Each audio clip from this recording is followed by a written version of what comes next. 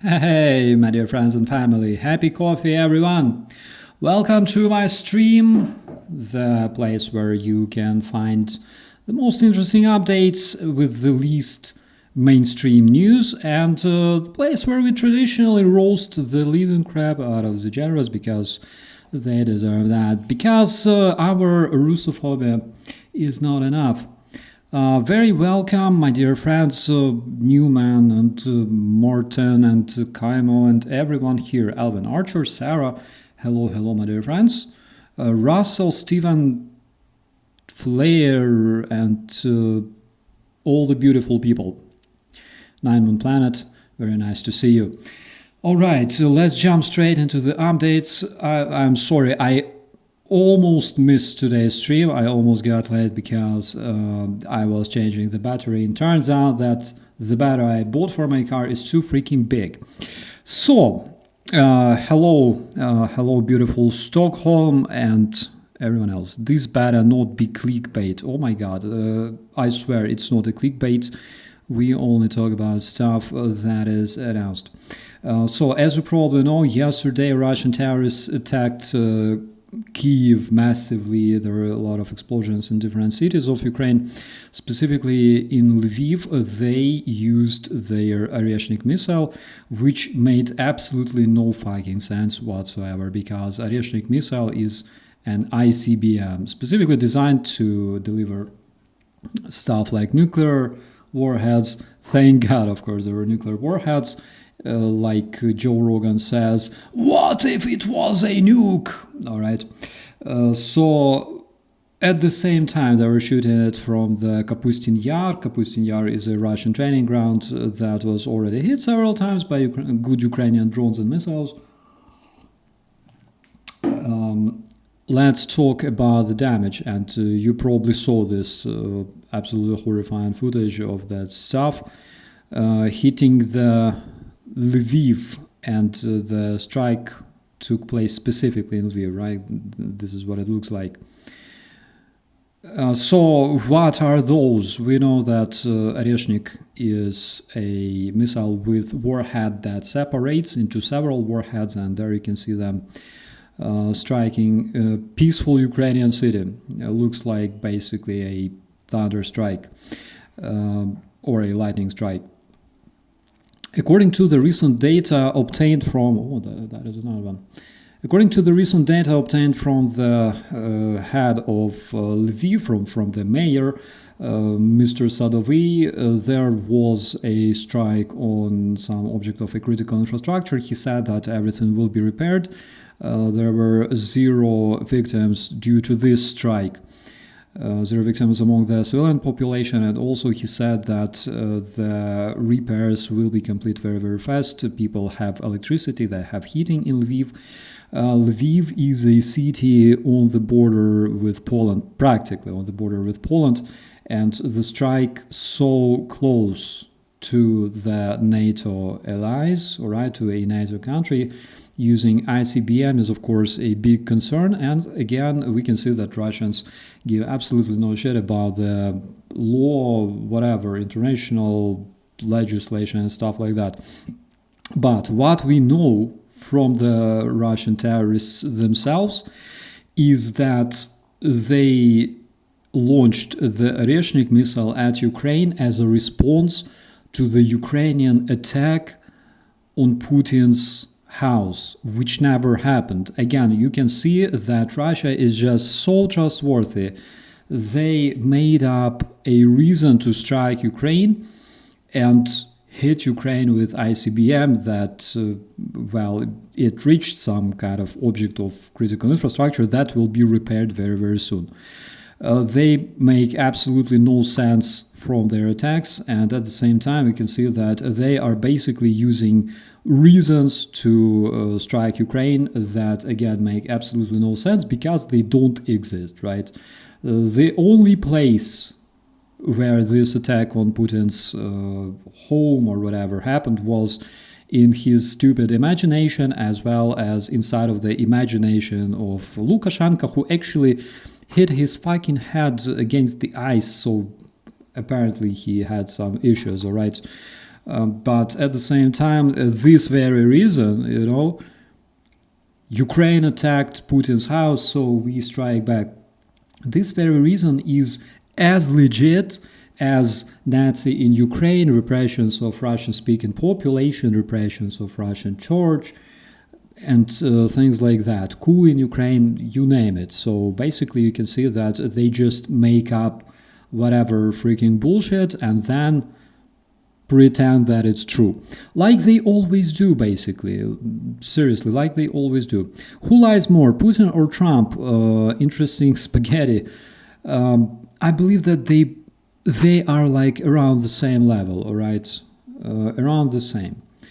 And it's not because of DST, TDS, whatever you call it. That's literally based on facts, all right? So that's literally a legit fact. Whatever they both say is unreliable and very, very hard to trust someone who says that his house was attacked while it wasn't, all right? While there was not a single alert announced in the area. At the same time, it's so hard to trust somebody who says that Ukraine invaded Russia or that Haitians are eating your dogs and cats.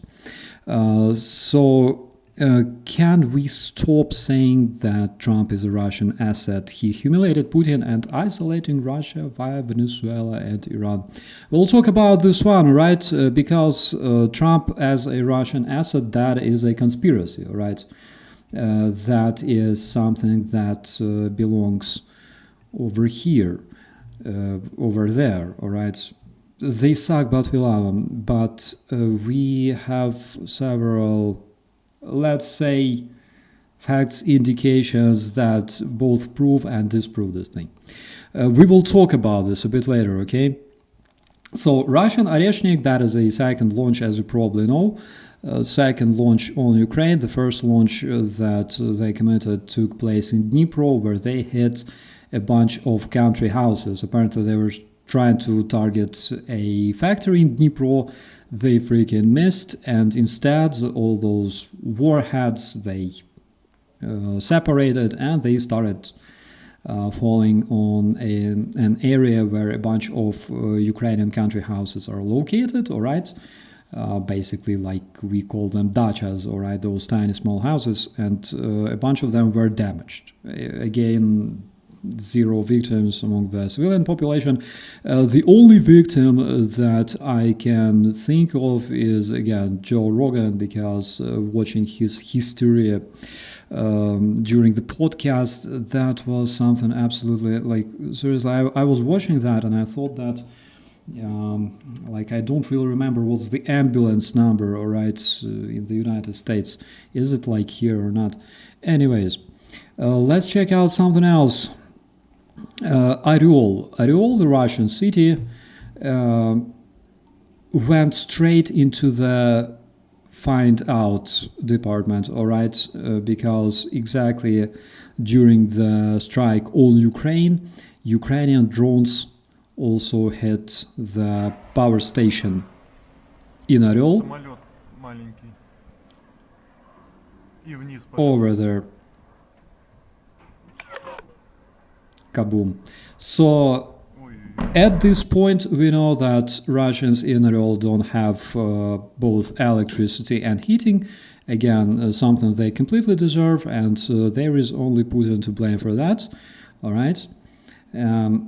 There is another video of Belgorod losing its lights. All right. So after the strike that took place in Belgorod, several regions lost electricity, as you can see. Yeah, and basically, welcome to the dark side.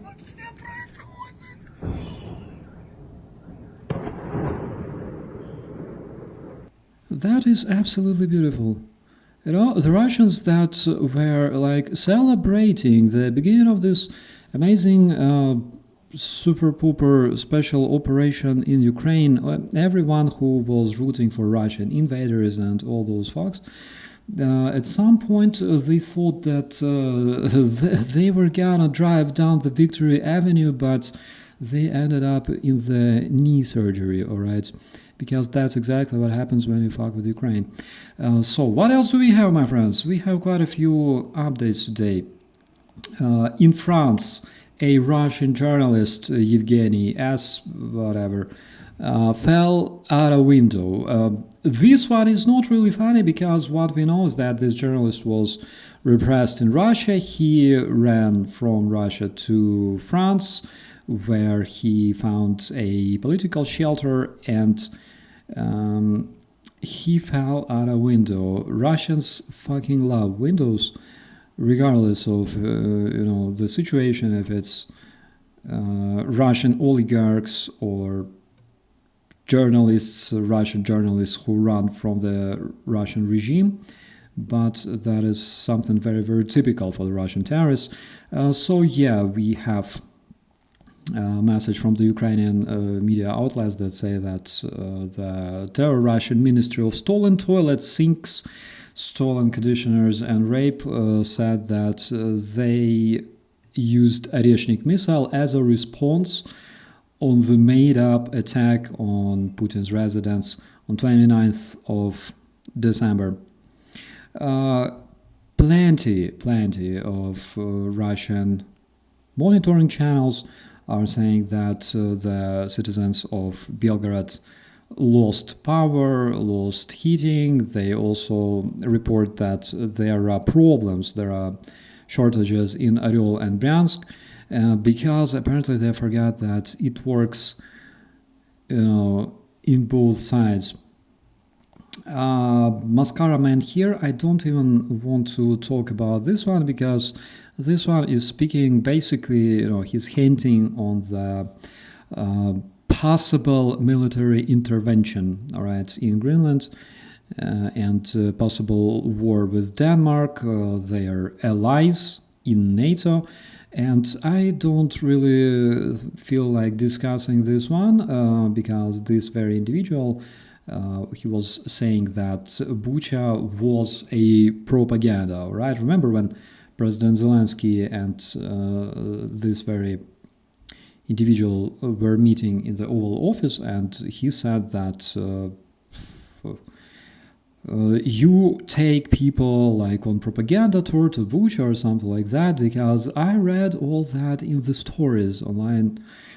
Okay, and he thinks that basically Twitter or TikTok is like the legit source of the information. That is why I don't want to even fucking ruin my mood with this mascara dude. So that is footage from Ukraine. You know that there was a pretty nasty strike. Actually, all of Kiev's districts, Kiev's city blocks were damaged to some extent because of the terrorist attack. You can see that they are launching their shaheds very, very low, so they literally strike the high-rise projects that they can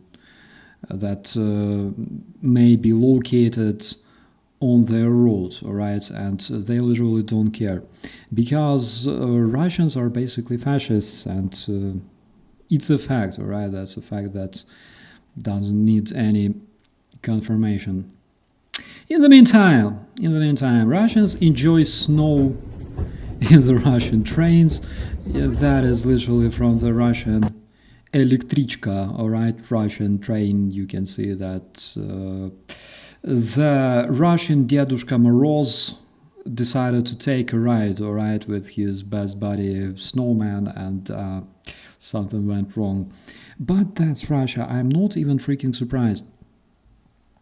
This one is very cringy, my friends. I promise to bring you some recent Russian cringe, all right? I wasn't joking. It's right there. Just a second. I will take a sip, all right? How are you, my friends? Is everything fine on the other side of the screen? Vance Shady, the eyeliner prince of the White House. Yeah, yeah, absolutely.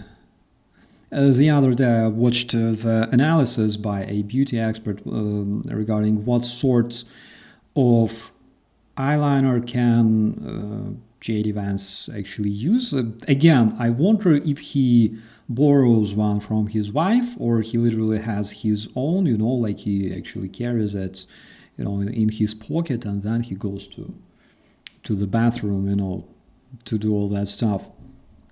I have no idea. Yay, we have coffee, my friend.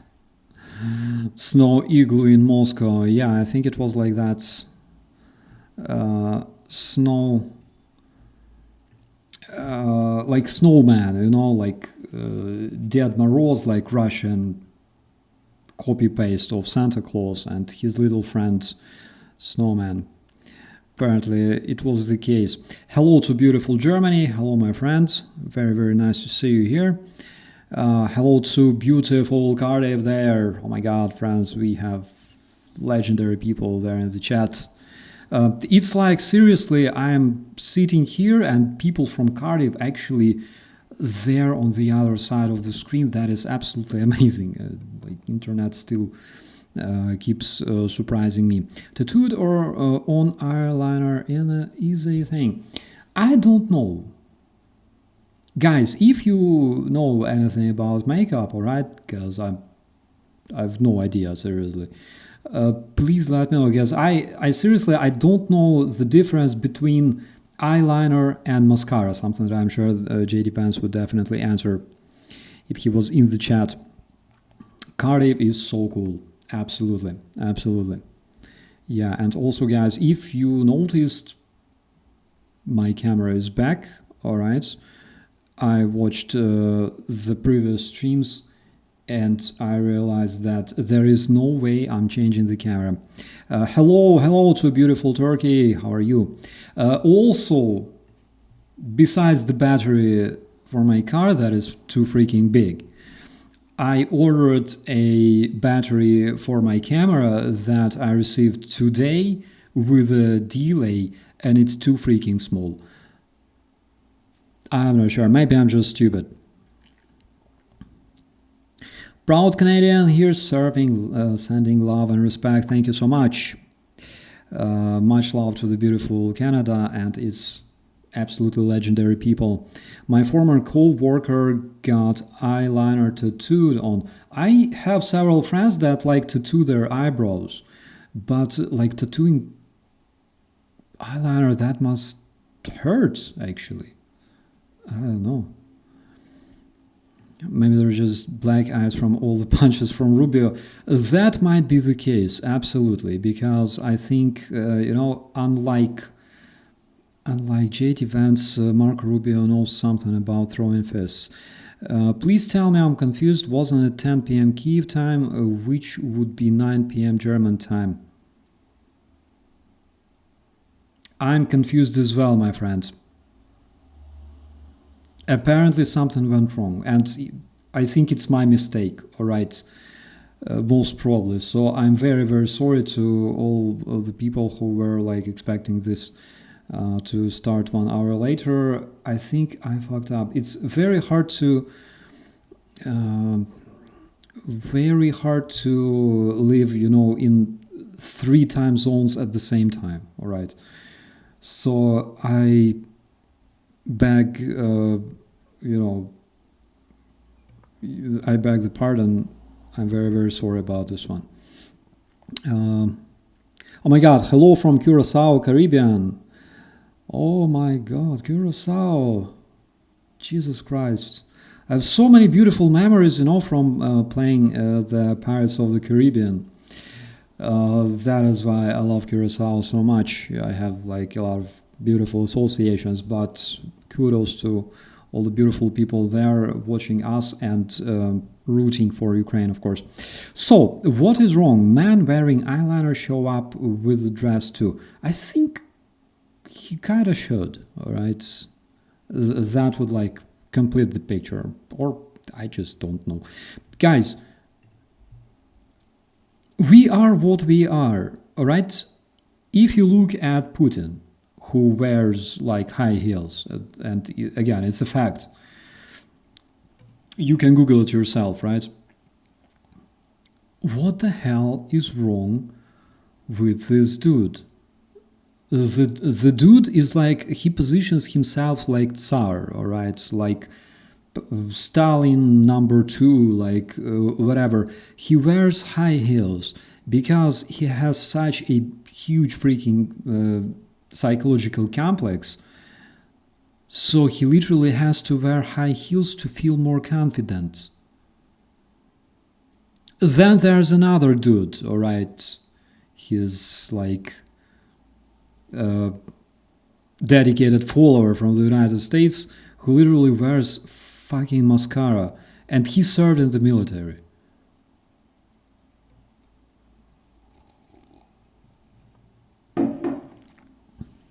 I literally have no idea. I don't know how to explain this one. Let's return to the Russian cringe, my friends, because that is something really, really worth watching. All right, so this is a Russian lady who will tell you everything you wanted to know about current Russia, all right, about the state in the Terrorist Federation, but you were too shy to ask. Нам тоже все нравится. Единственное, конечно, беспокоят наши дети. Это, конечно же, война. She says, we like everything. We are absolutely satisfied. The only thing that we're worried about is, of course, our kids, because this is war. Наши сыновья там где, да, вот это вот единственный момент. She says, our sons are there, and that's the only thing that makes us worried. Besides that, everything is absolutely fucking fine. Чтобы все уже закончилось, потому что переживаем именно за них.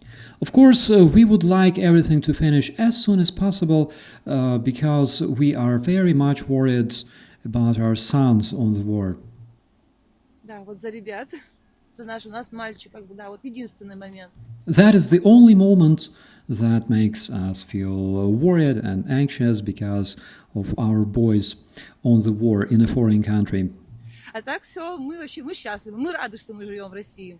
Besides that, we are very, very happy that we live in Russia. В другую страну мы бы точно не хотели. We would definitely not like to go to a different country. Of course, besides the fact that like millions of Russians immigrate to Europe, to the United States, Canada, but not vice versa. Нам все нравится, вот все нравится. Мы счастливы, мы гордимся, как бы, да. We like everything. In Russia, we are proud. We are kind of proud with everything. Вот один момент. Это вот наши дети где-то. Мы за них переживаем, мы молимся. И мы очень много лет бились по поводу газа. Вот.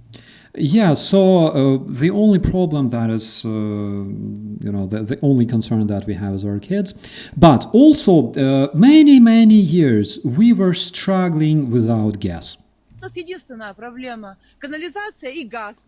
Yeah, so another only problem that we have is sewer and gas. And basically that's it. And the war. Sewer, gas, and the war, and that is basically the only thing that concerns us, proud Russian citizens. Вот нету, вот единственного. Вот это я хотел бы позвонить. Yeah, the only thing that we don't have gas, sewer, and our kids on the war. And her hubby there says, that's the only thing. I wanted to call someone, but I don't know where. Не знаю. Вот а так все, в принципе. То есть газ подведен, но... Yeah, besides that, everything's fine.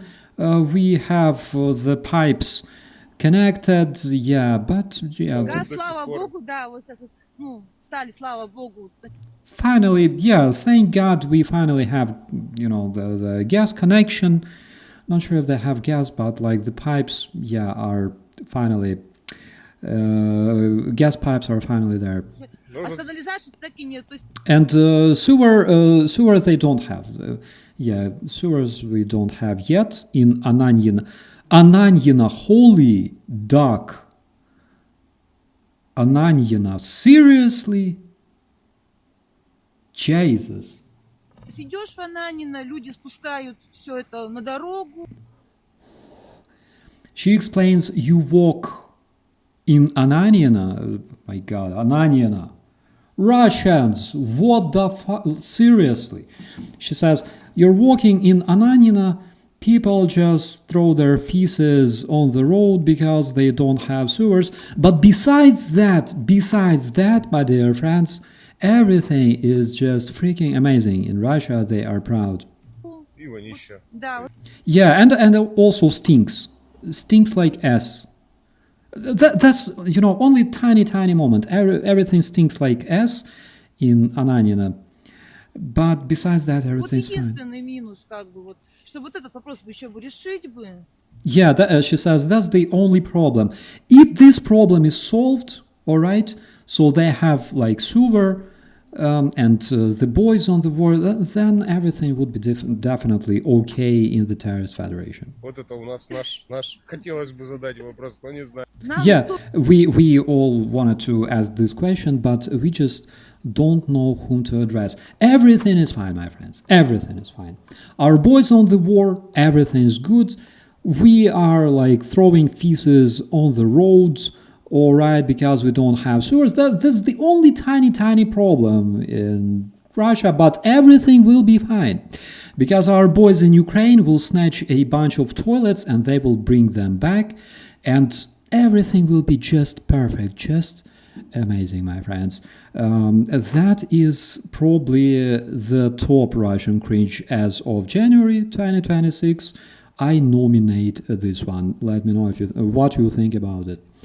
Okay, let's check out the rest.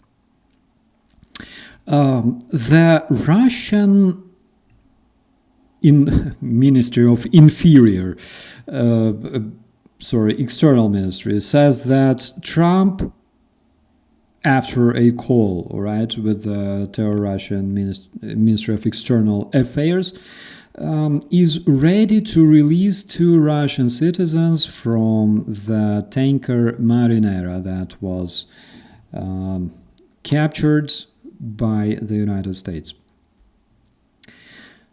This one is not a Russian tanker. It's not a Shadow Fleet tanker. This is a foreign ship that was hit not far from Odessa. Unfortunately, there was a name of the ship in a different message. I didn't save it, but here it is, basically, La Donna. Yeah, that's the ship. So one of the sailors on board of the ship died, unfortunately, because of the Russian attack, and another ship was also hit. Again, in the Black Sea Aquatorium, they were heading to Odessa, and they were attacked by the Russian terrorists. A Russian drone killed this man on board of it. The man who died was a Syrian citizen, and yes, Vice Prime Minister Kuleba also reports that not far from the Odessa port, another ship was attacked, and there are victims. This one, all right, before we talk about this one, again, I need to make a sip of coffee because the other one is kind of dark, all right, in terms of like Russian atrociousness, because I think after this one, you will probably like to send this video to everyone who says shit like, I would better fight for Russia than be a citizen of United States or United Kingdom or whatever. Because this is, that is basically Russian crime right there.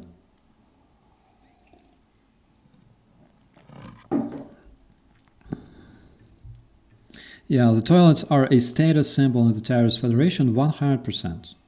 100%. Remember that story?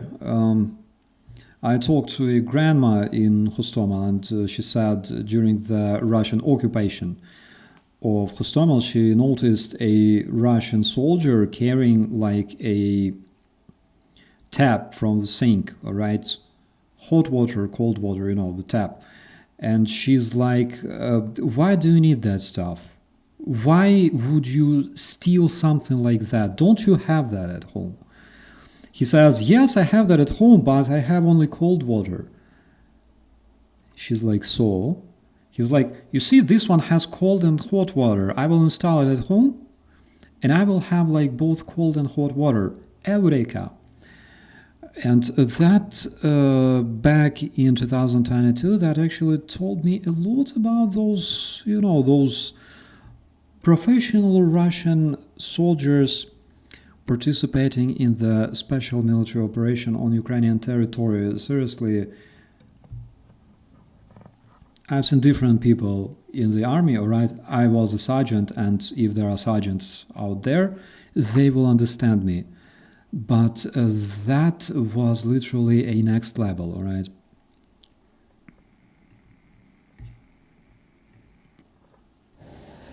I not only have a toilet in my flat, but a urinal also. Russians would be shocked. Please don't tell nobody, my friend, because if Russians learn about that, something very, very bad might happen, all right? Either to Russians, or I have no idea. Maybe they'll be just like, that dude over there is too rich, all right? So let's just keep it a secret, all right? That's a very sensitive information. That's not how science works. You don't pick one to prove climate change is not a thing. Yeah, I agree on that. Russians could have 3 toilets in their home and still pee in the sink. Russians actually have a lot of toilets in their home because they basically use whatever area they have as a toilet. Basically, when you go to the Russian apartment, you can see toilet everywhere. Terry, hello, my dear friends. Terry, oh my god. It's been a while, but it was a pleasure to see you here. If they're shitting on streets, that would explain looting toilets. We dedicated several episodes to the Russian sewer problem, all right? Russian slums and Russian sewers. I have no idea. You can watch that. It's in the previous episodes. I don't even know. That's mental. Hot and cold taps. Hot taps not plumbed in. Hot water in Russia. Yeah. At least that's what they think.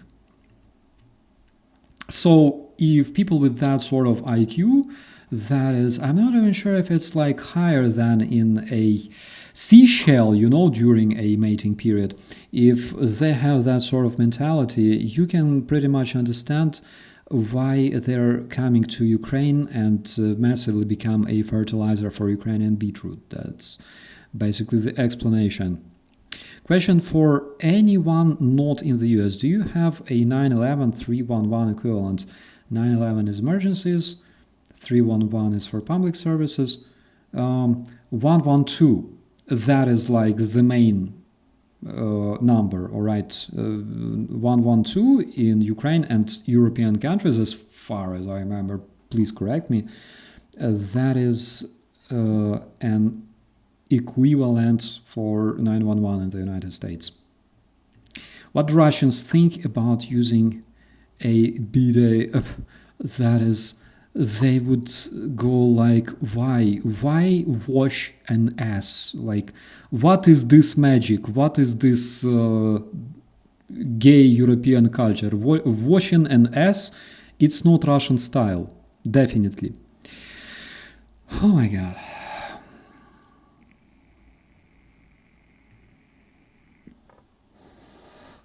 Yeah. Russian mother somewhere in Ust-Pizdysk tells her kid, don't eat the yellow snow. Every Russian knows that. Belated, but also back again. Hello, my friend. Don't be worried. Everything's fine. We are keeping the place warm for you. Why does Russia not have that equivalent? They still use, again, I might be wrong, but from what I remember, they might be still using that old Soviet, like 01 for fire, 02 for police, 03 for EMS, and 04 for the gas service, all right? Which I think they will need to call a lot of 04 these days. Because according to the recent data, Ukraine hit the Russian oil and gas facilities more than 75 times, around 75 times over the past year. We will talk about that as well.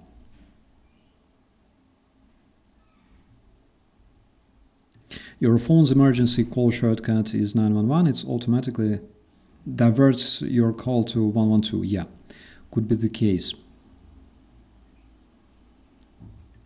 What's up, my friend? Still got those lyrics for me to check out. Have I replied to you? Please let me know, because I might just have forgotten. My freaking dementia is progressing like crazy. Everything was good in school, but today it's like a complete disaster. So if I don't respond, please like keep flooding me, all right? Sometimes I just look at the email, I press reply, and then I get distracted and completely switch to something else. I'm sorry about this. I'm very, very honest with you, my friends. Happens with me all the time. I'm not sure if it's like ADHD or simply, you know, common stupidity. Probably the latter. Okay, let's check out this one, because this is something absolutely horrible. You might ask yourself, why does this Russian mercenary, an African mercenary in the Russian army, why does he have an anti-tank mine strapped straight to him?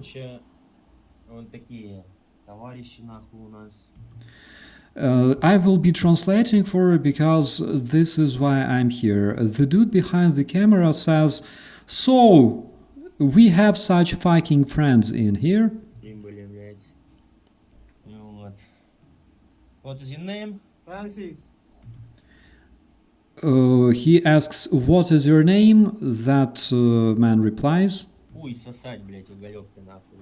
And he, like the Russian behind the camera, literally says, suck my dick, you N-word.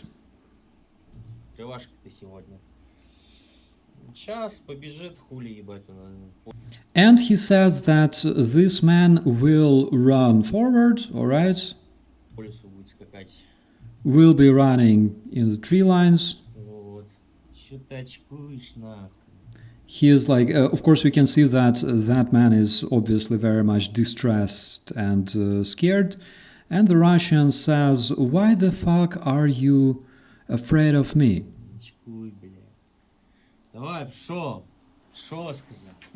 He is like, run, I told you.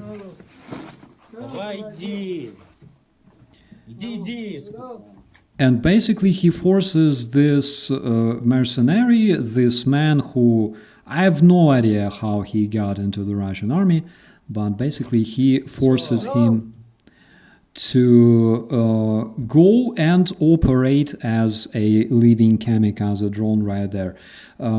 We know for sure that there were many cases of Russians literally using different people from African countries where Russian presence is very, very big. They used them as either mercenaries in the army, as a recruitment material, right, in that Russian army. They would trick them that those guys are coming to Russia to work or study or stuff, and instead of that they either tricked them to sign contracts with the terrorist army, or they sent them to Alabuga, where those poor people actually have to assemble the Russian drones. So that is the information that we have, and there on your screens you can actually see what it looks like to be a mercenary in the terrorist Russian army. That is absolutely disgusting.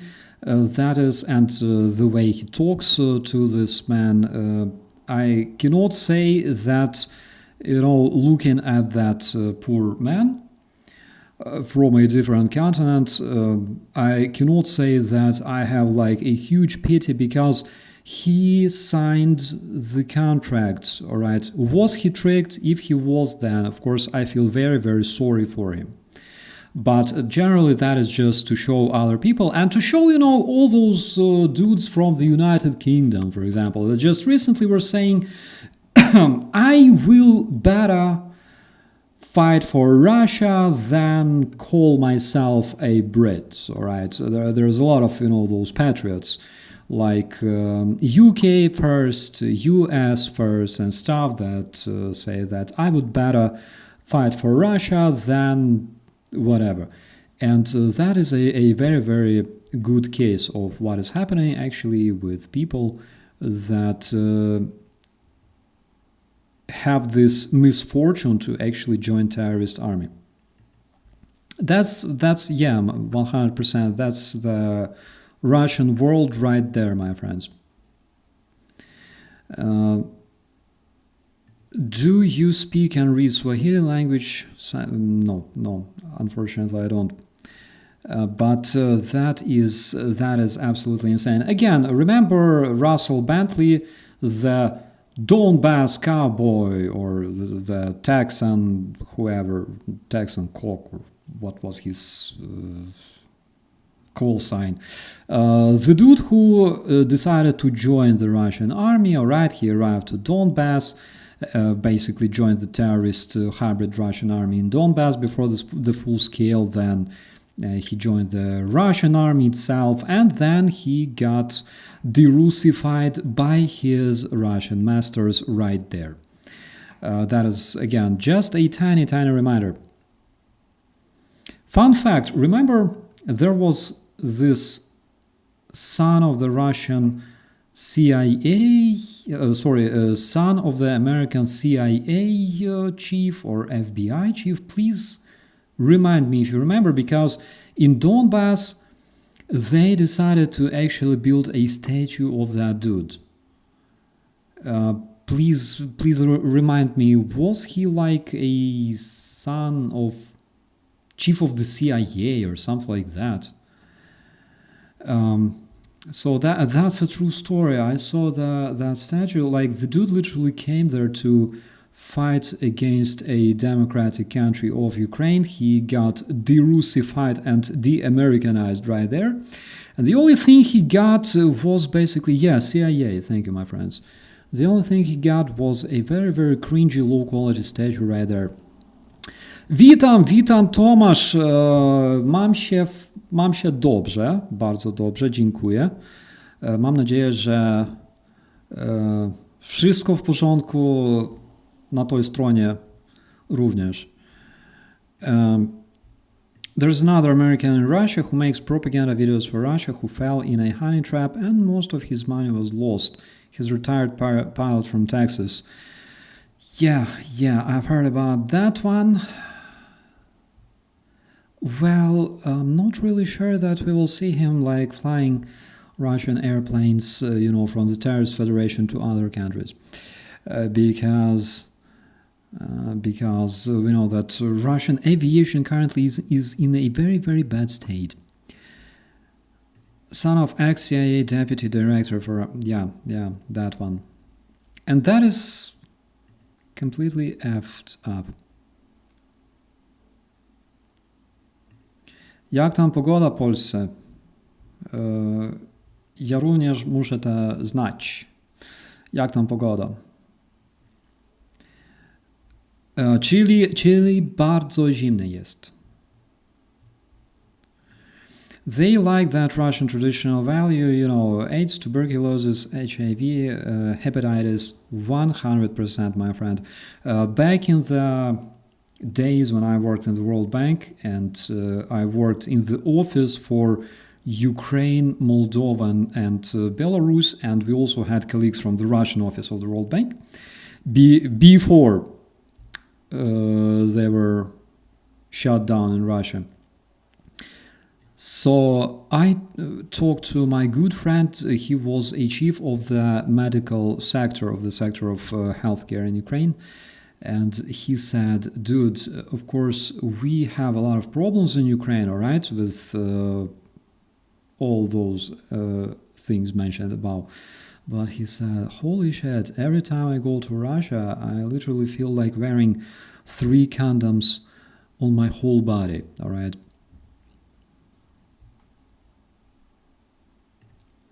My Polish is fantastic. It's not fantastic, my friend, but thanks. Thank you. I love Polish language, and again, because Ukrainian and Polish are very much similar, it's not that hard. You can both fly much embargoed oil in or out in a plane. We need some ships like the 5 we just seized. Yeah, do we talk about the ships? Ładna pogoda to w Białymstoku.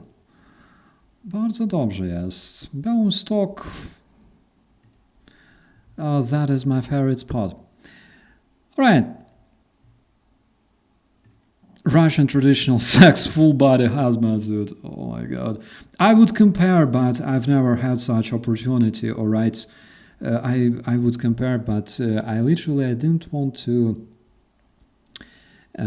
commit a crime against humanity, even though I had such opportunity back in my days. Something stopped me. On the other hand, maybe this is how the Russian world is spreading. Because, again, if you take a look at Max Cavalera from Soulfly, if you take a look at Russell, Bentley, Patrick Lancaster, they were all infected by their Russian wives. Probably that also explains everything. I have no idea. Ładna pogoda w New Jersey dzisiaj. Oh, nice. That's so cool. Okay, we have a video of Venezuelan tanker called Olina being captured by the United States. It is reported that this ship transported oil from Venezuela, and this is already 5th ship related to Venezuela that the United States captured over the last 5 weeks. And this is again something that I wanted to talk about because I started, started comparing things and started analyzing the current standpoint, right? Because after the United States have invaded Venezuela and removed one of the Putin's allies and key players there in the region, which is again, I'm not really sure if it's so, because to me it seems like Trump is much more important for Putin than Maduro. Correct me if I'm wrong. But I asked myself, all right, what is the current stance? Where does the Trump stand? Where does Putin stand? The conspiracy, which again to me looks very, very much plausible about Mr. Krasnov and all that stuff, let it remain, all right, in the conspiracy chest until we have any more solid proofs, all right? Some believe, some don't believe. Actually, I believe that it's like very, very plausible. That's just my opinion, and conspiracy at the same time, all right? But looking at what we have at this point, all right, looking at the current stance internationally, not mentioning Denmark yet, all right? We'll talk about Denmark a bit later. So I made a small research, and I actually realized what it reminds me of. It's when 2 adversaries, while still one of them considers another one is like shining idol and his good friend, but still, 2 adversaries are basically trying to act in their sphere of influence. So Trump is active in his sphere of influence, it's Northern and Southern America, and he tries not to go far into Europe. Then there is Russia with its sphere of influence in Europe, and they try not to go too far into the Trump's sphere of influence. I asked myself, all right, when the United States Navy were pursuing the Marinera, also known as Bella 1, we all remember that Russians sent a submarine and a warship to escort that tanker. First of all, it wasn't a Russian tanker, it was Venezuelan, all right? The Bella 1, basically all those tankers that were arrested, they belonged to the Shadow Fleet, but at the same time, they're not part of the Russian Shadow Fleet. They are parts of Venezuelan Shadow Fleet. That is something important to remember. Another thing, the presence of the warship and the submarine of the Terrorist Federation in the area. Oh my God, I'm looking at that footage of the U.S. Special Forces. Yeah, they are really cool. They really are. Looking at that, if the United States Navy had zero clue that there is a Russian fleet heading towards the tanker, and then they realized that they are there, and when they decided to conduct this operation to seize the ship, of course, presence of submarine in the area would make the US Navy, I would say, less confident, because they don't really understand what sort of escalation this can provoke. That's just my opinion, all right? That's just my thoughts, and let me know if you agree with this one. The Russians were observing how exactly the United States Navy are capturing the ship, how exactly their special forces operate, how they land on the ship, how they take control of it. And what it tells me is basically, yeah, that was one of the ideas, to observe and learn how the United States Navy do that. Because Russia has between 900 and 1,900 Shadow Fleet tankers and other ships. Of course, they need to understand how exactly the United States Navy capture and seize tankers like that, which is something absolutely logical. So, of course, now they have this understanding. Now they understand how Americans do that. Besides that, of course, it was a Venezuelan tanker. But on board of this tanker, there were quite a few technically Ukrainians with Russian passports, because they come from Crimea, and basically the very tanker belonged to the Crimean oligarch. All right, so that could be another reason why that Russian fleet was there. But my point is that the United States Navy took control of the ship. They seized the Venezuelan ship because they knew that Russians would not react.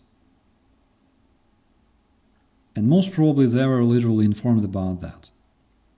Don't have any illusions. Why is this happening? So, is Putin controlling Trump directly, or is Trump trying to humiliate Russia, like a lot of my friends and colleagues talk, right, on other channels? That's their opinion that I completely respect, but what I can see is literally both Putin and Trump are trying to act in a way like we are trying not to escalate and we try to talk like friends, but at the same time we hit where it will not provoke any escalation. Even considering the fact that in Venezuela, for example, there was a Russian general with his 100 little dwarves, all right, little green men, but still they were not involved in the active resistance against the American personnel. They were involved in training. And because they were involved in training Venezuelan personnel, that's probably the biggest and strongest reason why the United States actually took control of that presidential palace and snatched bloody murderer Maduro and his wife so easily. They should actually thank those Russians for their amazing Russian training of Venezuelan Spetsnaz.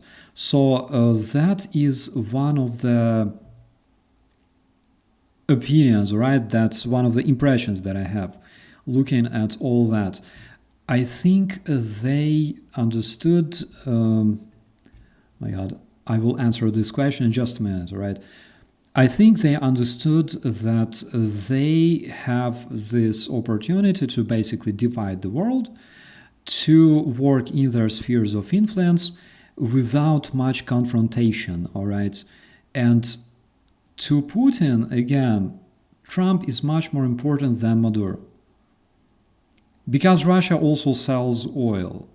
And in case Venezuela is removed from the market as its rival, basically you understand what I mean.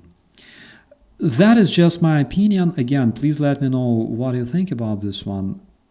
I would really like to know your opinion. What's the best instant coffee in Ukraine? So that's basically the coffee I'm drinking right now.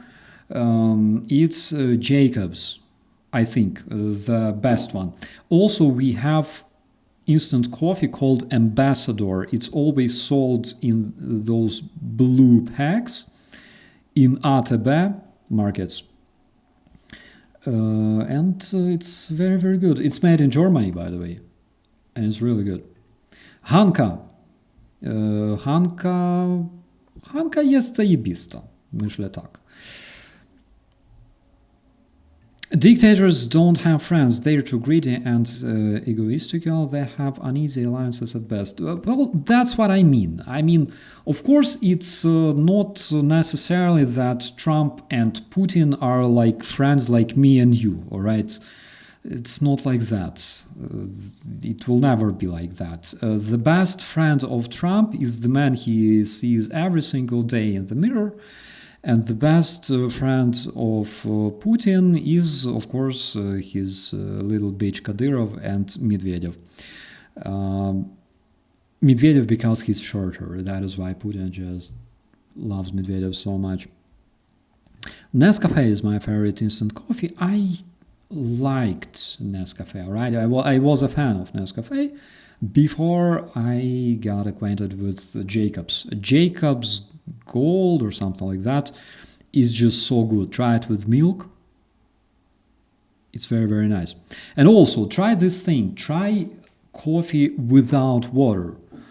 I'm not saying like take a spoonful and just chew it. I'm saying the full cup of milk, warm it up really well, and then just drop a bunch of coffee, mix it using some kind of blender, add plenty of sugar. It's just fantastic. Really, milk with coffee without water. That is something that I enjoy since I was a kid.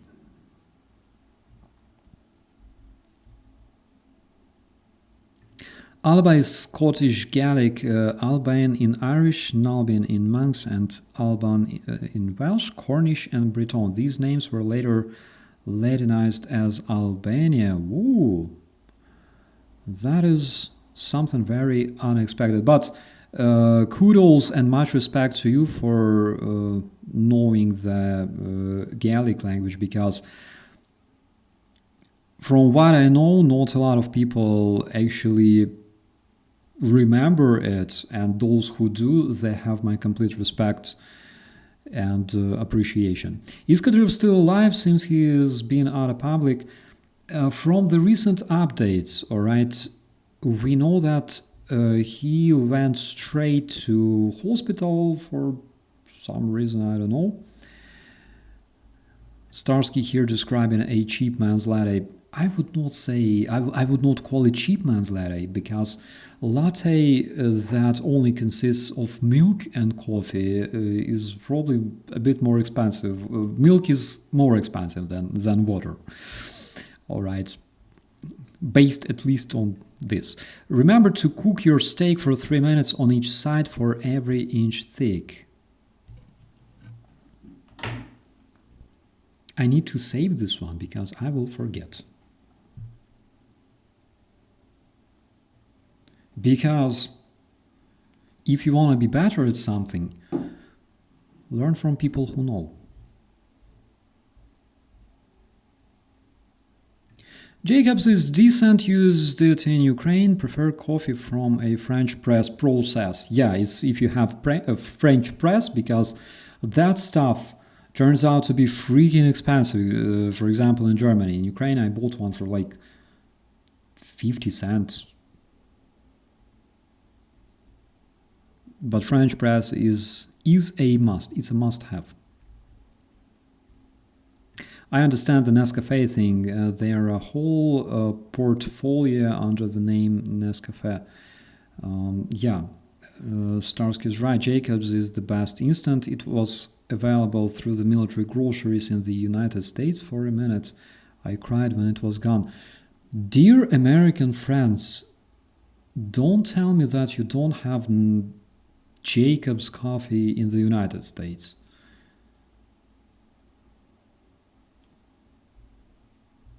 Is it so?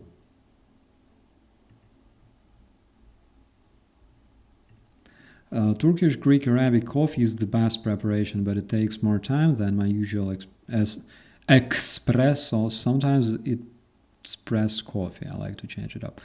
Yeah. In Ukrainian language, we have this meme, espresso, you know. A lot of Ukrainians, I'm not sure about people in other countries, but in Ukraine, we have like a meme because our guys sometimes call it espresso. It just gives me a lot of giggles. We want to, so you don't have Jacobs? Seriously? That is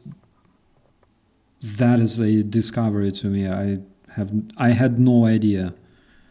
That is insane. Why? I mean why? Not express. I know that it's espresso, but in Ukraine it's now a meme. All right. Now in Ukraine we say espresso. All right. Jacobs is my top 3. Yeah. I like it. Ambassador, I'm not sure if you have it anywhere else. We have it in Ukraine. It's like German coffee, that one in blue package. Jacobs, and probably that's it. Okay, let me see what else do we have. So according to the Insider, starting February 2022, Russia lost 19 generals in its absolutely illegal and ridiculous war with Ukraine. I'm not sure if Ukraine even lost one general. We lost several generals. We lost General Budanov and General Zaluzhny, and we lost them multiple times, all right? But they just keep respawning every single time. That's what I remember, all right, since like 2022, 2023. I remember all sorts of commentaries, all right, when General Zaluzhny was busy with something, all right, planning, I don't know, Kursk incursion or something.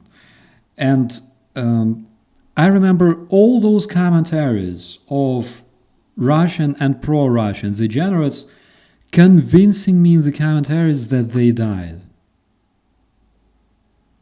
And even later when they published like, hello, we're still here, you're still dying, they still kept like, that's AI right there. And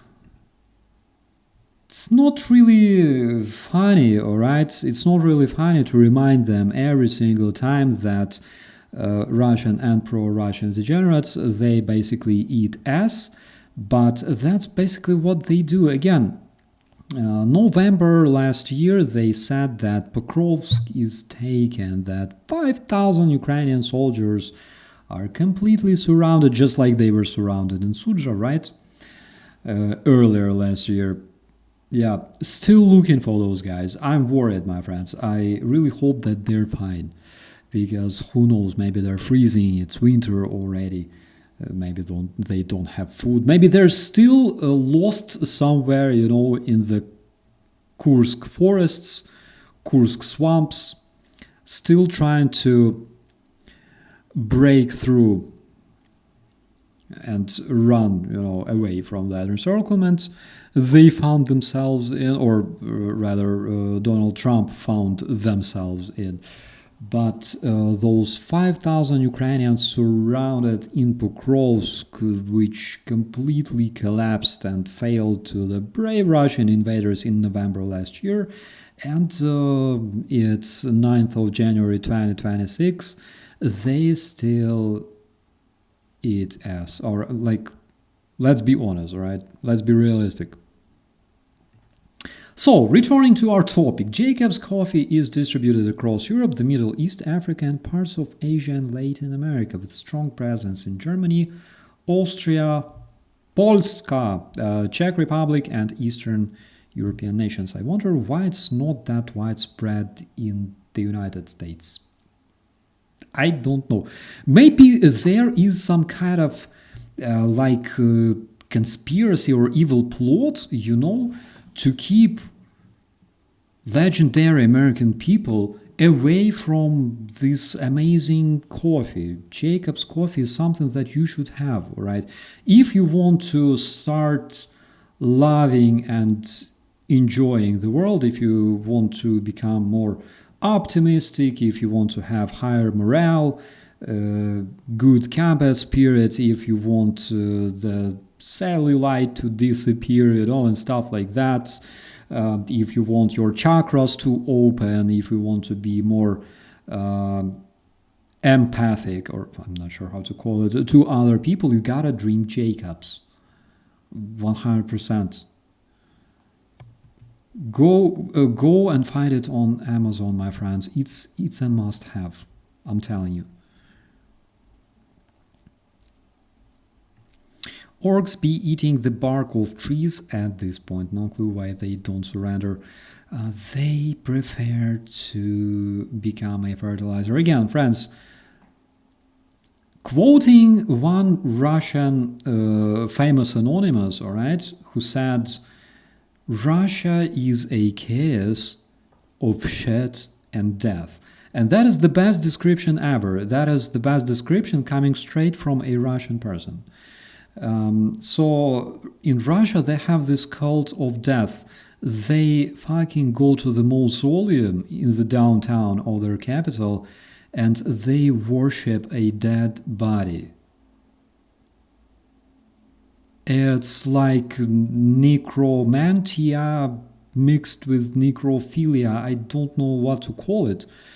But basically that's Russia. That is Russian death cult. According to the Russian death cult, everybody should die, including them. That is literally their philosophy, all right? Their philosophy of shit and death.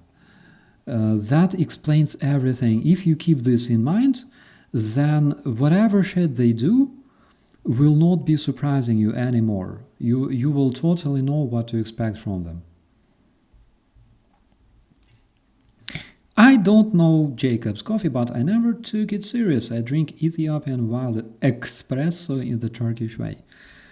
I wonder if Vance will still wear eyeliner in prison. Ooh, that's a very, very interesting question.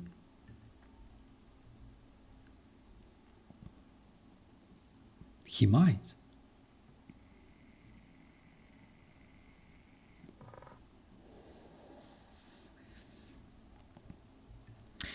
Dutch have the best MRE coffee, in my opinion. I never tried the MRE, and by the way, I think it would be a great idea to try once in a while.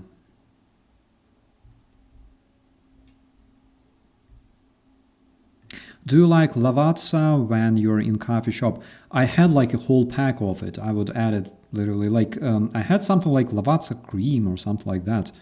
I would add it to coffee, and actually I enjoyed it. Yo, love from Denmark. Trump is live now. He talks about the oil he stole. I have no idea. At least he's not even pretending that it was because he wanted to help the brave and suffering Venezuelan people.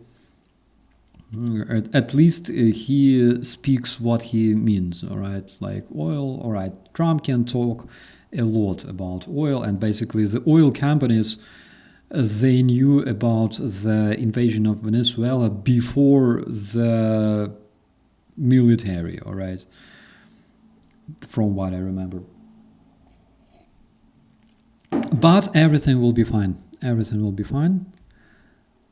I hope that if he's not gonna do anything stupid in Greenland before November, then basically we will avoid a lot of problems internationally in terms of NATO.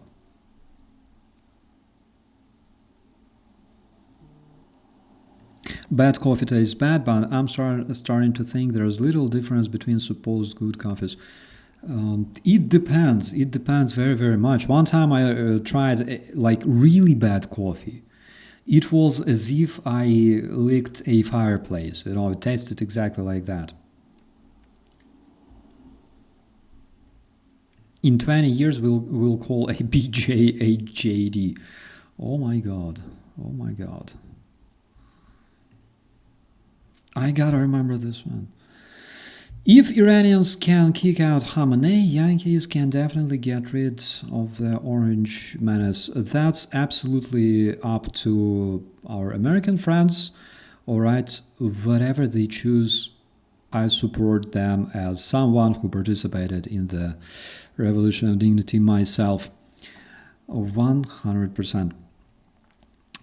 It always amazes me why the Russians thirst for war when they can drink so deeply of peace. Question: do I hear happiness? Why Russians need war? Because this is something that makes them Russians.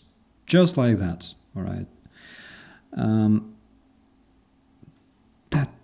That's basically it.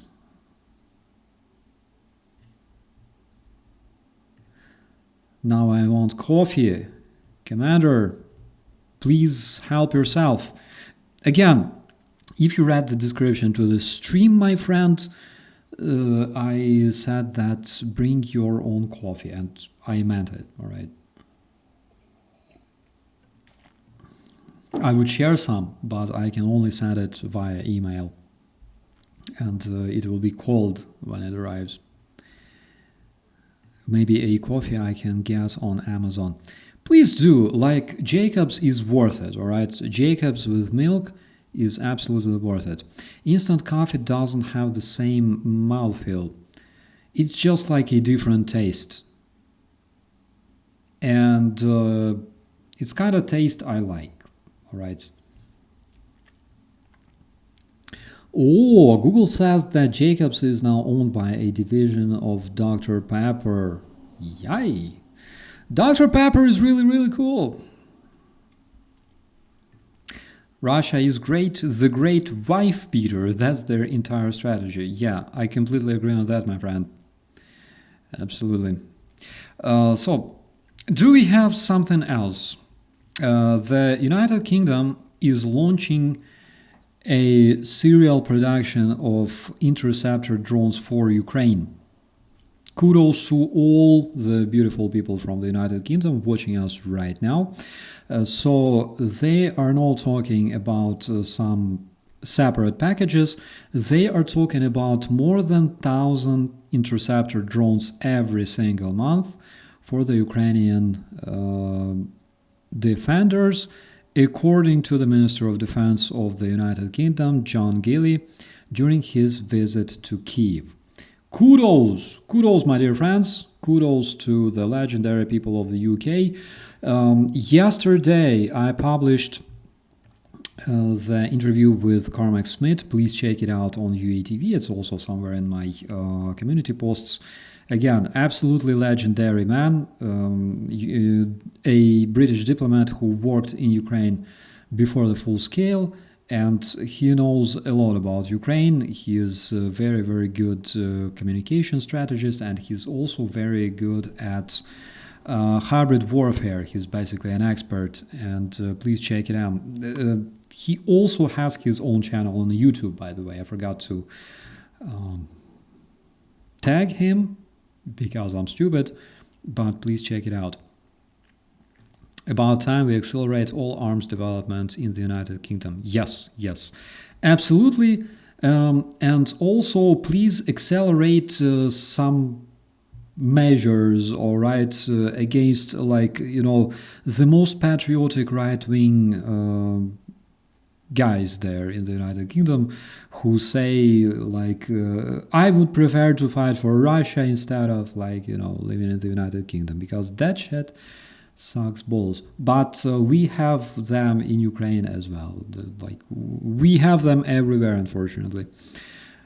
As I mentioned today in all of my social media, there's a lot of patriots, all right, true patriots, wearing like shirts with United States flag, all right, America first, who say in the commentaries, fuck, Ukrainians, give up. Seriously, like, don't you see what they're doing to you? Give up. Otherwise, you will just, lose all the people there on your territory. And this comes from a patriot, all right? And it doesn't matter if it's like a dude from the United States or Germany or United Kingdom or France. That tells a lot about what sort of patriots they really are, all right? When they say such shit, give up, or like you will lose everyone, that's basically a good indication that this dude, regardless of what sort of shirt he's wearing, like Stars and Stripes or British flag or French flag or whatever, that is literally a Russian patriot right there. 100%.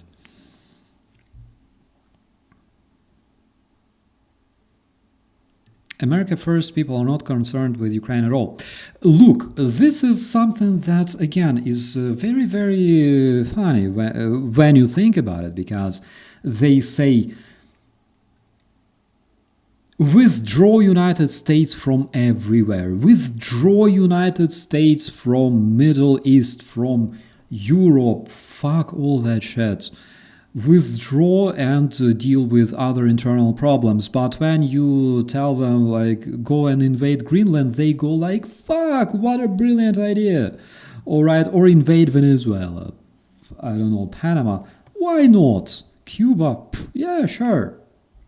But withdraw from all other places, because, like, we only do what our idol and God tells us to. Which me, as a Ukrainian, because Ukrainians always question our authorities, we don't recognize authorities, which is both good and bad, all right? But Ukrainians are naturally born anarchists. That's according to history, Nestor Makhno and everybody else. We never have like gods and kids because we are free people. That is why when we look at slaves, for example, in the Terrorist Federation, who say like, everything is fine, take our boys to the war, like we don't have sewers, fuck that, we don't care. I naturally despise those people, I really do. It's a shame to be like that. It's a shame to think like that. What does it mean? I have a fucking king. it's those people have no self-respect at all.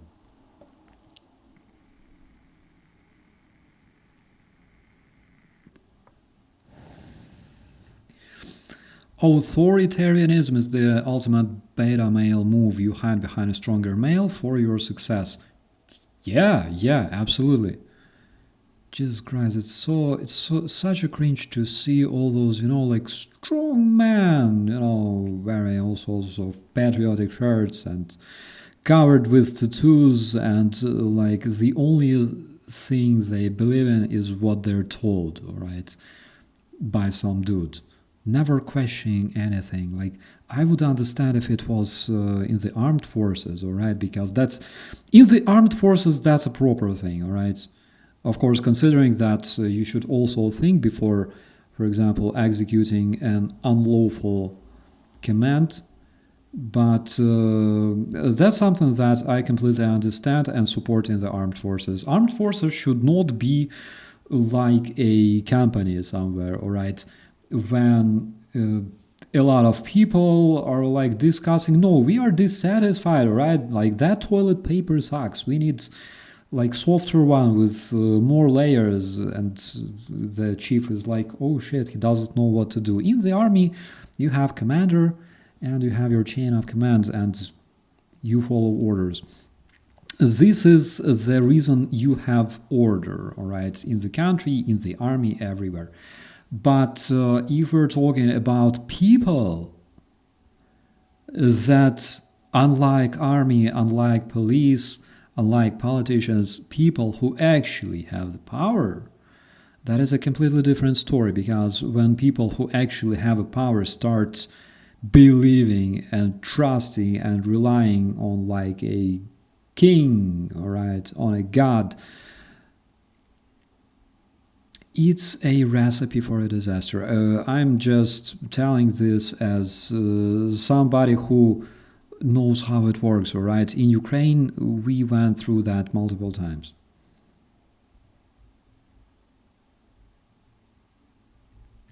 Madagascar under Russian military control. Yes, we will talk about this one in the next episode because I didn't prepare for this one. But we will talk about it.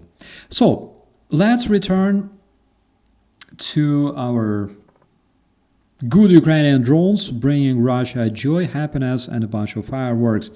So we have a list of deep strikes in the Russian territory. In 2025 alone, Ukraine conducted no less than 73 deep strikes, targeting 28 Russian oil companies, factories, refineries, and storages. The overall quantity, the overall capacity, all right, of the objects that were attacked on the Russian territory is approximately 219 million tons of oil per year, which is approximately 2/3 of all the oil processing capacity of the terrorist federation. Whenever you hear from somebody that Ukraine doesn't have cards, well, just ignore, all right? Just ignore. They, of course, have right to believe whatever the fuck they want, even if they are 100% wrong. Just a suggestion.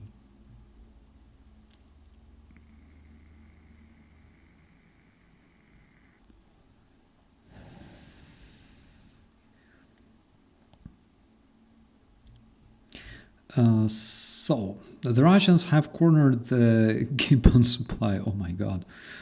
Yeah, apparently.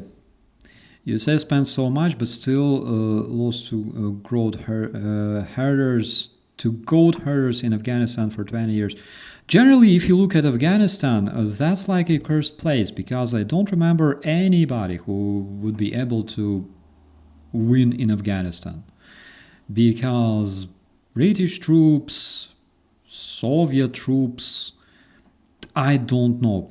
The only possible thing, all right? The only possible thing to take over Afghanistan is basically buy it, which is exactly what Putin is trying to do nowadays. And we can see that they are trying to, expand cooperation with the Taliban terrorists in terms of fighting terror, which is already something so cringy. But that's the fact. Literally, Afghanistan, all right? It's not like I hate this place. It's not like I'm trying, to say something racist. But frankly speaking, right? Objectively speaking, that's basically plenty of rocks and heroin. That's basically it. All right. Very, very hard terrain to fight. Extremely hard terrain in terms of fighting, because in those mountains, in those rocks, you can hide a freaking, the whole Al-Qaeda and ISIS and Taliban and all the terrorists and whoever you can imagine combined, all right, like in those mountains, because you cannot literally conduct reconnaissance in that whole area. The area is very, very high compared to the sea level, right? It's something like 3,000 feet, as far as I remember, 3,000 feet above the sea level on average. So if you are, like me, a child of plains, you will not enjoy being there much, all right?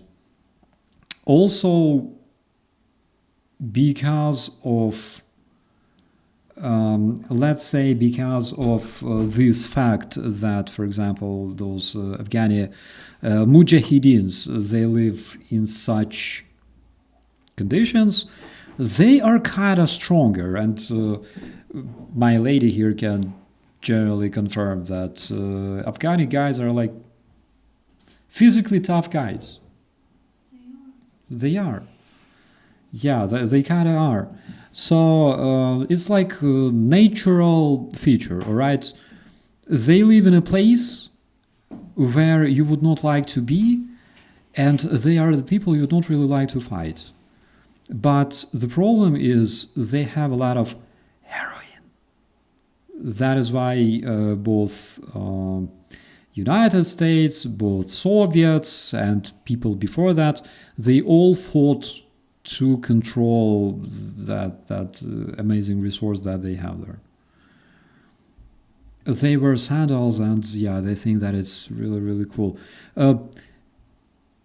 I don't know, like, yeah, if you were the force that actually pushed out Soviet army, including Ukrainians that had to serve in that army, including United States, pushed out British before that, you would not really care if you're like wearing sandals or flip-flops. It wouldn't matter much, I think.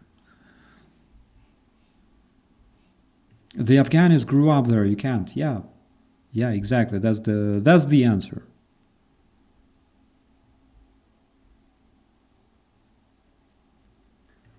Don't give us stuff about Trump's power. Strength is not throwing your weight around. I can sign under this commentary, my friend.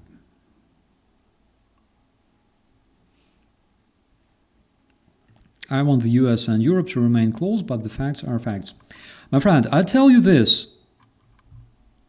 On the level of governments, of course, we can see all sorts of ugly shit taking place between the United States and Europe nowadays.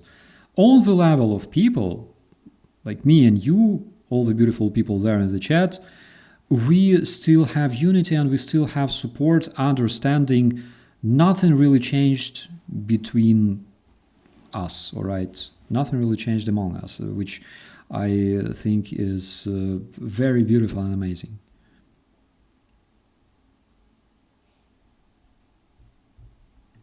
USA actually stopped Europe a lot of times when they tried to develop an independent, strong military. Paul Warburg actually explains that one very, very well. why United States didn't want European countries to have a strong military back in the days, right? If we're talking 50s, 60s, 70s, 80s, of course. They didn't really want the European countries to have strong military because in many of those European countries, we've had quite a few communist parties, all right? And they were already NATO countries. But imagine if, for example, communists win in France or in Italy, all right? And that country becomes part of the Warsaw Pact. So that would have been a problem for the United States. That was the reason why the United States didn't actually support that idea. And that is exactly the reason why nowadays we are talking about why didn't European countries invest more into defense? Why didn't NATO countries think about increasing expenditures on collective security? Well, the reason behind that is literally because the United States said, guys, don't have strong armies. United States will protect you. We have nukes. We have everything. Rely on us. And that is basically the reason why we have what we have. Again, not blaming anyone, just a small trip to the history of 20th century, right?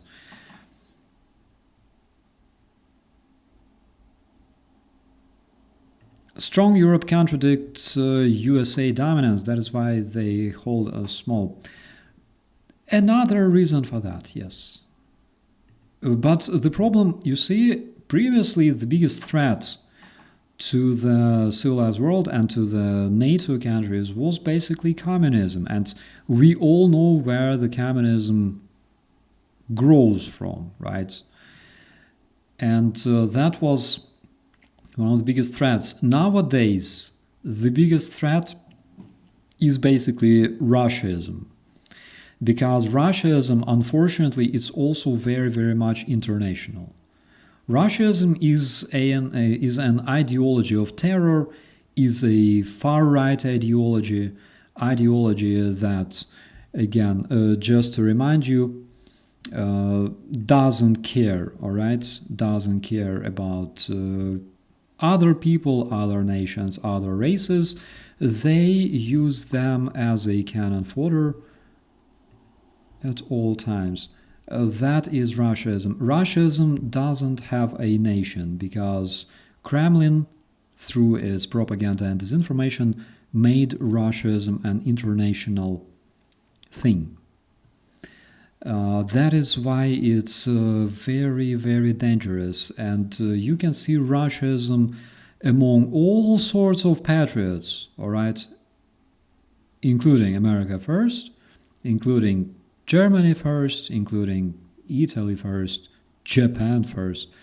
You can see a lot of that in their behavior, in their mind, in their strategy, and in their worldview.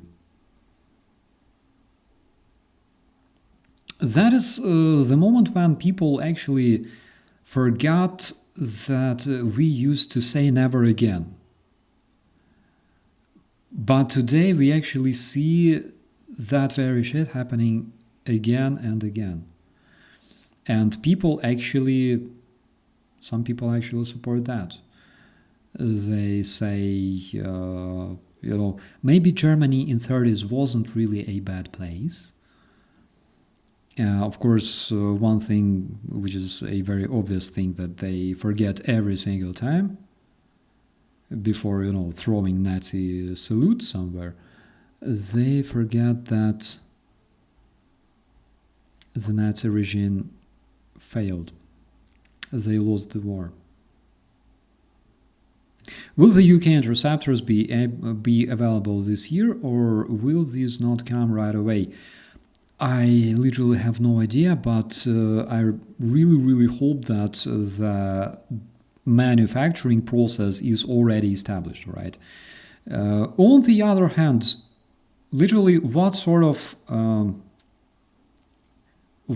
manufacturing system, right? What sort of manufacturing process do we need to assemble those drones? We need to understand where the parts can be obtained from. Do we build the propellers or we buy them from China and stuff like that?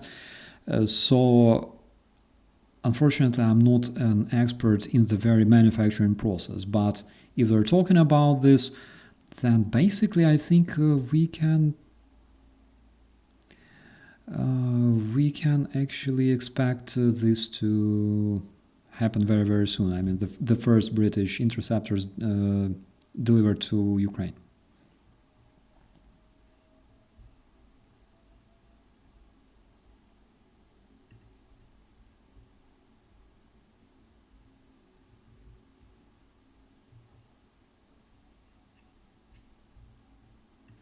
I'm sick at my stomach after watching MAGA defend ICE on Mercado.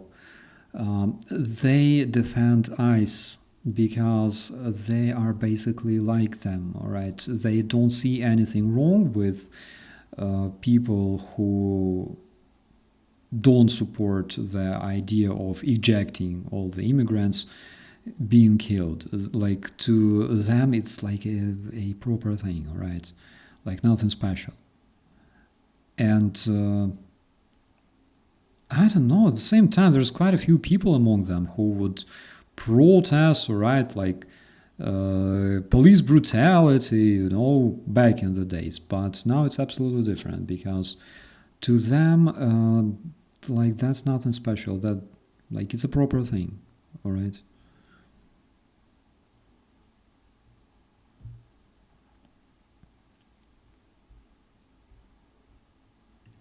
My partner buys this green environmental bamboo toilet paper, which is basically sandpaper.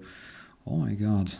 I feel you, my friend, because the cheapest toilet paper that we have in Ukraine, Obuchiv toilet paper, the paper that is literally sandpaper, like, like the big one, the big grain, all right?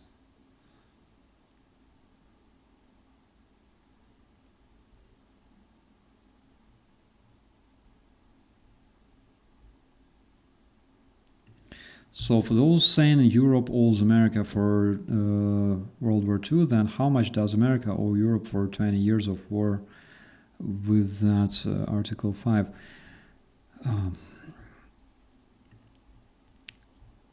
When it comes to, who owes who and stuff like that, let's start, I don't know, with the French support of the United States war for independence. Let's then switch to US supporting France during World War I and World War II. Then let's switch to NATO countries supporting United States after the terrorist attack of 9/11. It's a cooperation, all right? When you start looking into people's backyards, all right, and telling, like, like, we invest much more, you don't invest that much, you suck, all right? Look at smaller countries, look at Baltic countries, all right? How much can they invest in the security? They can invest a lot compared to their country, all right? But compared to the United States, those are completely incomparable things. So it's very wrong to demand from Estonia, for example, to invest like 300 billion into the collective security if United States invest 300 billion in the collective security. In my personal opinion, correct me if I'm wrong. But we are talking about cooperation, all right? Help each other as much as you can. And you will be safe, all right? If you help each other, if you have proper communication established between the countries, if a country literally decided to, give not a slightest damn about collective security, that they don't spend anything on that. Freaking talk to them. It doesn't mean that this country sucks, alright? It means that your own communication fucking sucks balls. Change your ambassador. Bring more people with better communication skills. Advocate. Build a lobby if it's important for you. If collective security is actually important for you, you will do whatever you can to convince other people. Like, look at President Zelensky and Ukrainian team, alright, advocating for collective security in Europe nowadays, advocating for Ukraine and NATO and everything else. That is the proper way of doing things. Go and talk, communicate. Don't blame, don't accuse, simply communicate. You can do that. People fucking live through communication. In 2026, we are able to do that. That's again just my opinion, but in many cases, simple communication can literally do miracles, alright? Not miracles, just proper things. You just reach your goals through communication. And that's basically it. And speaking of people who don't owe anything, so after 9/11, when the United States, after this horrible terrorist attack that took lives of more than 3,000 people, decided to invade Afghanistan and Iraq, and they called their NATO coalition, all right, which Ukraine was not part of. Ukraine in 2001 didn't even consider joining NATO at all.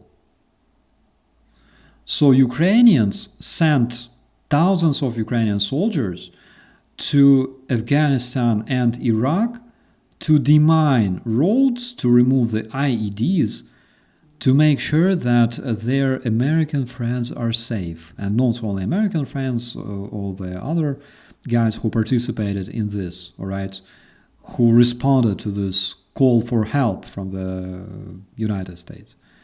Ukrainians were there to demine the territory and make sure that their friends are safe, even though Ukrainians were not in NATO at all and didn't even think about joining it. And it's not like, Ukrainians are demanding something in response. You know about this because I remind you about this, all right? This is my job, to talk facts.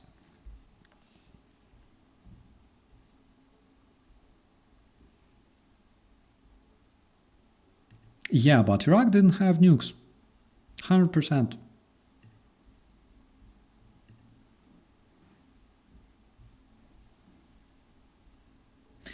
I think, it's not about having nukes. I think in 2026 especially, it's about literally having balls.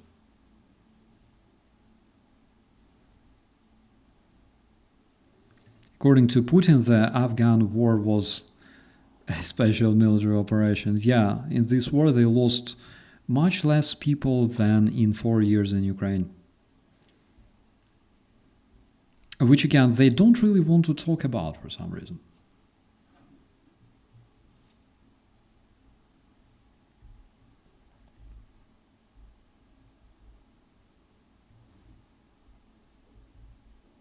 Communication is the core defense. Yeah, I agree on this one. And we also had a saying in my brigade back in 2015 when my company was in training, first operative company, the infantry company. We had a saying, 1 is 0, 2 is 1.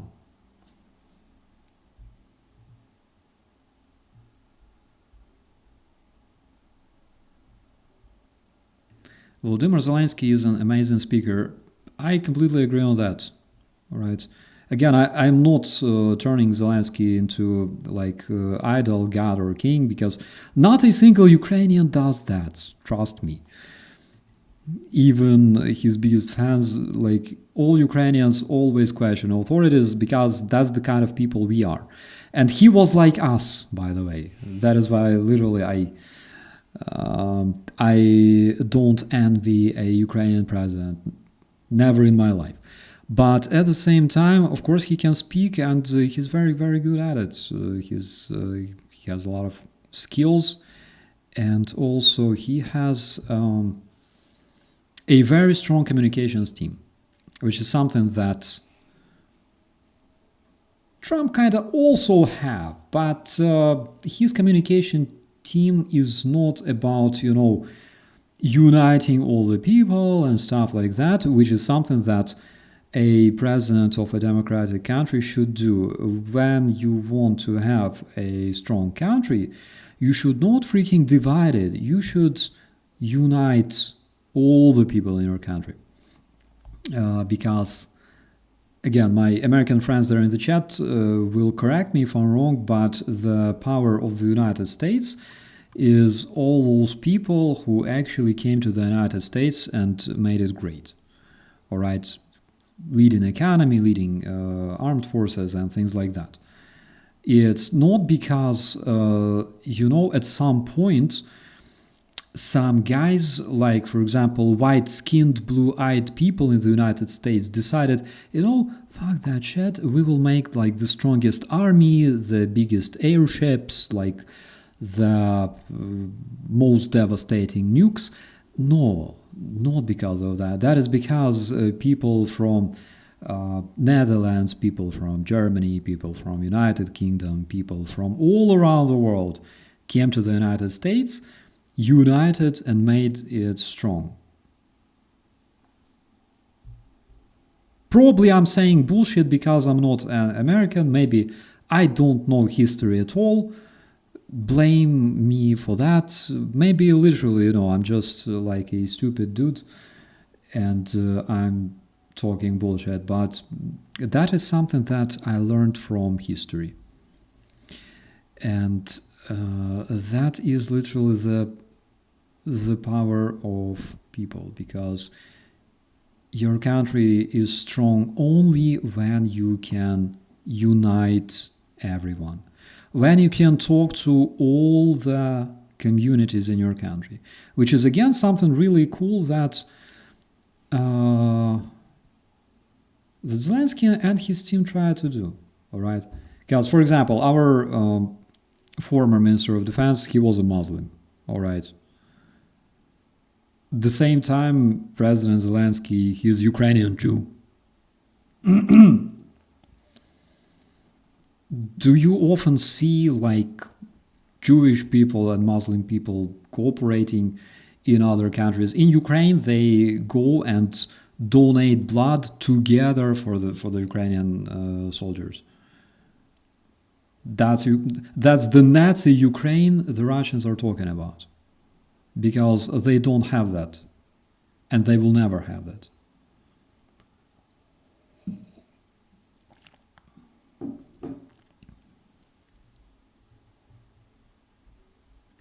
Ask the Native Americans, who made America. Absolutely. Something that, of course, we should always remember. And in 2025, the US was the only country with less tourism than in 2024 out of 180 countries. Seriously? I didn't know that. Did you know Trump's 2016 campaign manager, whose name was Paul Manafort? Yeah, I know that dude. In Ukraine, we know that dude. Paul Manafort is a very, very shady figure with plenty of connections with Russians. And I'm looking for, that time when somewhere in the future, United States will actually manage, first of all, publish finally all those Epstein files that are required by law, and also check out Paul Manafort's background, because that dude he's a very, very shady guy.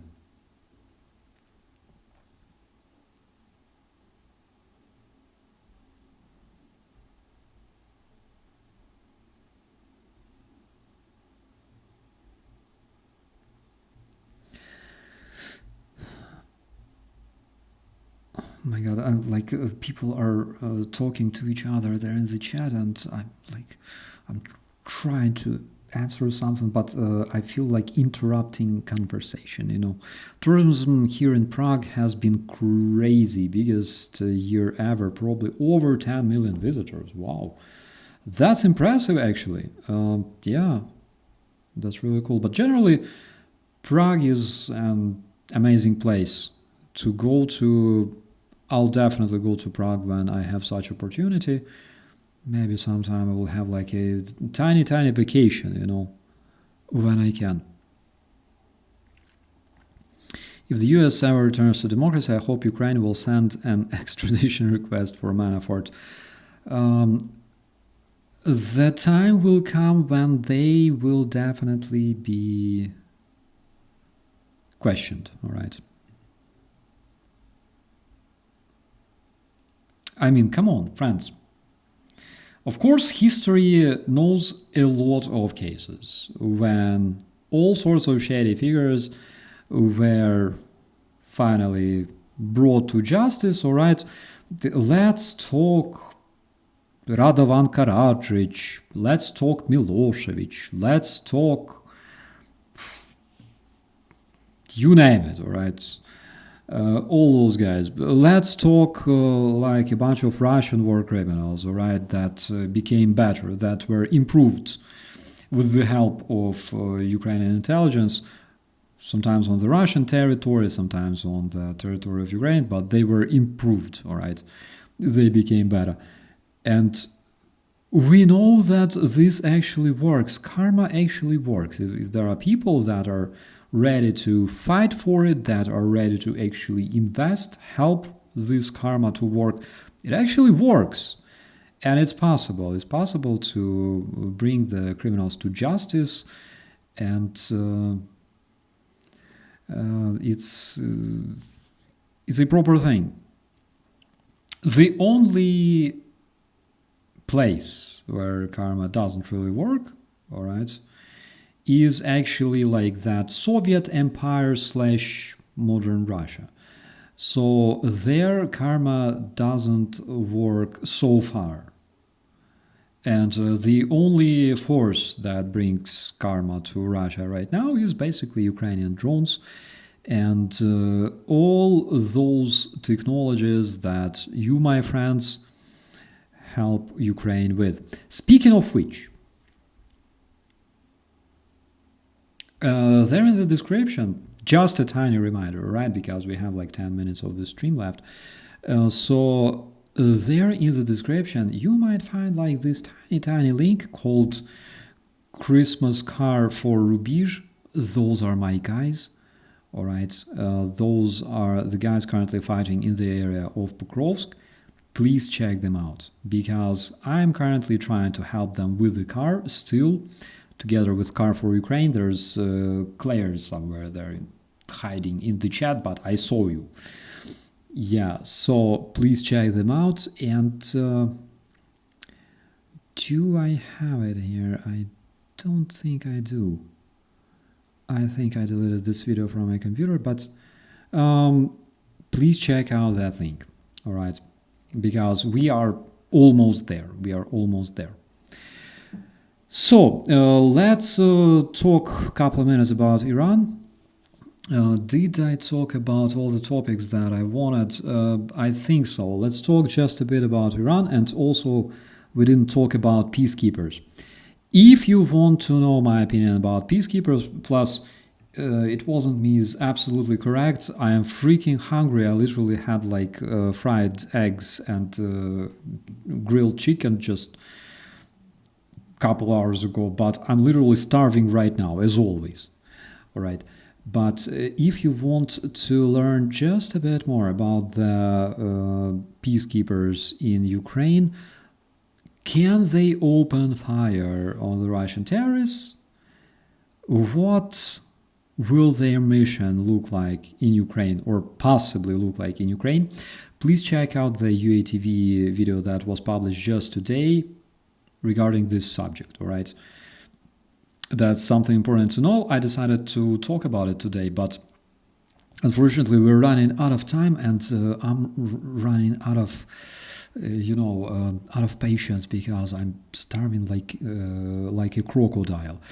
So, speaking of Iran, currently the protests are engulfing all the country. Internet is down since yesterday. Flights are down as well, so nobody can fly to or from Iran. 3 cities, including one pretty big city, a city with a million population, are currently under control of protesters. I saw a crazy freaking video of one of the commanders of the Khamenei's guards being improved with a Kalashnikov while driving. It was freaking insane. That was just something fantastic. What is the situation? What does it look like? So the people in Iran are saying that this time things might actually change because they had protests many times. And for example, the protests in 2002, they were surprised just like that. The Khamenei decided to just shut down internet and literally drown the protesters in blood, which unfortunately he achieved. This time looks like that it's not really the case, all right? And this time it might actually happen. If it happens, that would be extremely cool. Maybe, who knows? Maybe sometime in the future you will see some of my streams, somewhere from a cafeteria in Shiraz. That would be really cool. But not until the anti-Ukrainian and anti-democratic regime is still ruling that place. So we are sending all the support to the Iranian people. They absolutely deserve being free and democratic. I know for sure that they are amazing, and unfortunately they are ruled by this absolutely terrorist regime of freaking murderer Khamenei and a bunch of his fucking imbeciles killing people, all right?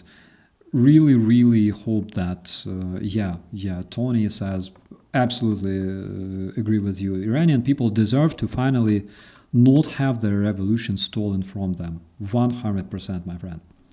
So, Syria proves it, yes, absolutely. And also, there's another thing, my friends. While the protests are taking place, I think that the guys at the factories producing drones are actually taking a tiny vacation, all right, which is also good. So Irish stew, easy and tasty, feels the I love you, my friend, so much. I'm literally like sitting and drooling here on the microphone. I am sorry. I have chuvapchichi. I'm sure that you don't have that, but you should definitely try. Okay, with that, my dear friends, kudos, raise of support to the people of Iran fighting for their independence, just like Ukrainians did during the Revolution of Dignity. Looking forward, raise of support and love. Also, raise of love and support to the legendary people of Cardiff, of course. And also raise of love and support to all the brave people in the United States who fight for their freedoms and rights, and all the Europeans fighting for democratic, united, and strong Europe, because this is something that they deserve. Gołąbki są zajebiste. I can confirm that. And especially the gołąbki that my mother did, because my mother does them not only with rice, she adds a fuckload of buckwheat inside. You gotta try. That's like a tiny secret from my, Ukrainian family. So, dobranoc, gute Nacht, and we will see you next time. Treat yourself with something good every single time when I tell you that, all right? Because that is a proper thing to do. If you are well fed, you have amazing combat spirit and nothing can bring you down. My friends, thank you so much for watching. Big thanks to all the moderators. Big thanks to all the members of the channel, as always. Thank you so much for helping my channel to run. And yeah, Vladimir Putin, do fuck off. See you later, my friends. Be safe.